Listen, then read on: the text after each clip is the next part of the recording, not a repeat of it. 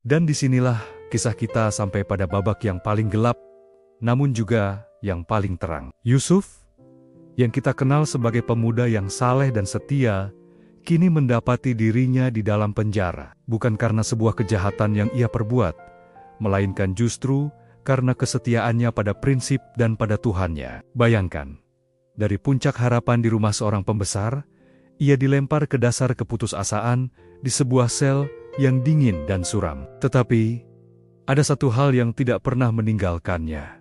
Cahaya. Bukan cahaya matahari yang menembus jendela berjeruji, melainkan cahaya ilahi yang bersinar dari dalam hatinya. Di tempat yang paling kelam sekalipun, Allah tetap menyertainya. Kehadirannya terasa begitu nyata, menjadi penghiburan di tengah kesendirian dan ketidakadilan. Kehadiran cahaya ini tidak hanya dirasakan oleh Yusuf sendiri, kepala penjara, seorang yang setiap hari melihat ratusan tahanan datang dan pergi dengan wajah putus asa, melihat sesuatu yang berbeda pada Yusuf. Ia memperhatikan pemuda ini.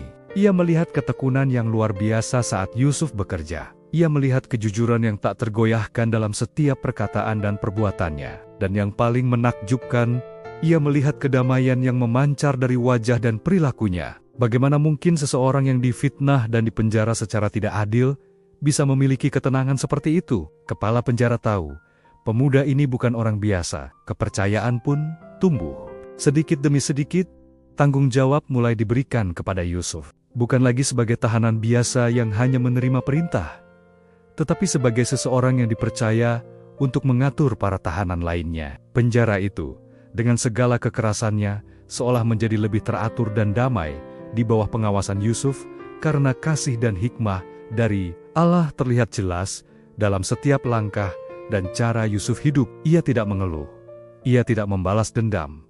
Ia hanya terus menjadi versi terbaik dari dirinya, dimanapun ia berada. Waktu terus berjalan di dalam penjara. Hari berganti minggu, minggu berganti bulan, dan bulan berganti tahun. Yusuf tetap di sana, melayani dengan setia, hingga pada suatu hari, takdir membawa dua orang penting dari istana Firaun, penguasa Mesir yang agung, ke dalam penjara yang sama. Mereka adalah kepala juru minum raja dan kepala juru roti raja. Dua orang yang tadinya hidup dalam kemewahan istana, kini harus berbagi nasib yang sama dengan Yusuf di dalam sel yang sempit. Beberapa hari kemudian, Yusuf melihat mereka berdua duduk dengan wajah yang muram dan gelisah.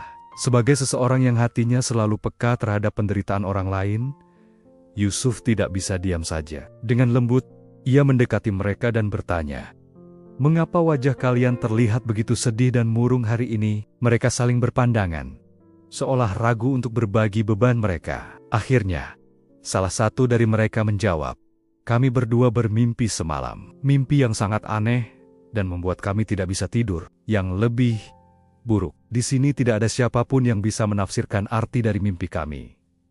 Mendengar kata mimpi, tentu saja Yusuf teringat akan masa lalunya. Mimpi adalah bagian dari perjalanannya. Namun, kali ini, ia tidak lagi menjadi pemuda naif yang dengan bangga menceritakan mimpinya. Ia telah menjadi pribadi yang lebih bijaksana, yang tahu bahwa segala pengetahuan dan kemampuan berasal dari sumber yang satu. Dengan penuh keyakinan dan kerendahan hati, Yusuf berkata, "Janganlah khawatir, bukankah hanya Allah yang memiliki segala pengetahuan dan kuasa untuk memberi arti dari setiap mimpi? Ceritakanlah mimpi kalian kepadaku. Semoga Allah memberiku petunjuk untuk memahaminya."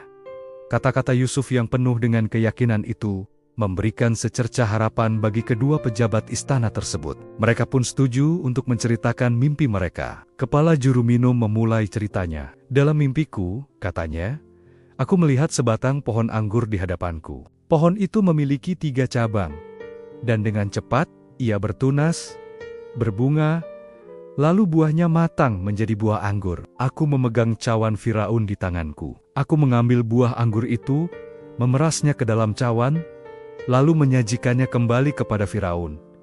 Kemudian, giliran kepala juru roti yang bercerita dengan harapan cemas. Mimpiku sedikit berbeda, ujarnya. Aku melihat diriku membawa 3 keranjang roti putih di atas kepalaku. Di keranjang paling atas, ada berbagai macam roti dan kue untuk Firaun. Namun, Burung-burung datang dan memakan roti itu langsung dari keranjang di atas kepalaku. Yusuf terdiam sejenak. Ia tidak sedang mengandalkan kecerdasannya sendiri. Ia menundukkan hatinya, memohon petunjuk dari Sang Maha Mengetahui. Dan seperti sebelumnya, Allah tidak pernah meninggalkannya. Allah memberinya pemahaman dan pengertian atas kedua mimpi tersebut. Dengan tatapan yang serius, namun tetap penuh empati, Yusuf pertama-tama berpaling kepada kepala juru minum. Inilah artinya, kata Yusuf. 3 cabang itu adalah 3 hari. Dalam 3 hari, Firaun akan mengangkat kepalamu, memulihkan posisimu seperti semula. Engkau akan kembali menyajikan anggur ke tangan Firaun, sama seperti yang biasa engkau lakukan. Wajah juru minum itu seketika bersinar penuh kelegaan dan sukacita. Namun, sebelum euforia itu memuncak, Yusuf menambahkan satu permohonan yang sangat manusiawi. Sebuah permintaan dari lubuk hati seorang yang telah lama merindukan kebebasan. Tetapi, aku mohon padamu, kata Yusuf dengan suara yang lirih. Jika keadaanmu sudah baik nanti, tolong ingatlah aku. Sampaikanlah tentang keadaanku ini kepada Firaun.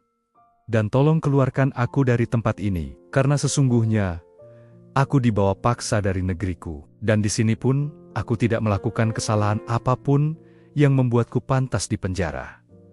Kemudian, dengan berat hati, Yusuf berpaling kepada kepala juru roti. Wajahnya menunjukkan kesedihan, karena ia tahu kabar yang akan ia sampaikan bukanlah kabar baik. Dan untuk mimpimu, kata Yusuf, inilah artinya. 3 keranjang itu adalah 3 hari. Dalam 3 hari, Firaun juga akan mengangkat kepalamu, tetapi dari tubuhmu. Ia akan menghukummu, dan burung-burung akan memakan dagingmu. Seketika, wajah kepala juru roti itu pucat pasi, dipenuhi ketakutan dan keputusasaan. Semua yang ada di ruangan itu terdiam. Harapan dan ketakutan bercampur menjadi satu. Dan tepat 3 hari kemudian, semua yang dikatakan Yusuf terjadi. Tepat seperti yang telah ditafsirkan. Hari itu adalah hari ulang tahun Firaun. Ia mengadakan pesta besar. Dan, seperti yang dikatakan Yusuf, ia mengingat kedua pejabatnya yang ada di penjara. Kepala juru minum diampuni dan dipulihkan jabatannya. Ia kembali berdiri di sisi Firaun, menuangkan anggur ke dalam cawannya. Sementara itu, kepala juru roti dihukum mati, sesuai dengan tafsiran mimpi yang mengerikan itu. Di tengah kemeriahan pesta istana, sang juru minum, yang baru saja mendapatkan kembali hidup dan jabatannya, begitu sibuk dan bahagia. Ia menikmati kembali kemewahannya, melayani sang raja, dan mungkin saja ia lupa pada pemuda berwajah teduh di dalam penjara yang telah memberinya kabar baik. Ia lupa pada permohonan lirihnya untuk diingat. Sementara itu, di dalam penjara, pintu sel yang tadinya terbuka oleh secercah harapan, kini tertutup kembali. Suara derit besi yang beradu seolah terdengar lebih keras dari biasanya. Yusuf melihat sang juru minum pergi, dan harapan untuk segera bebas pergi bersamanya. Ia ditinggalkan lagi,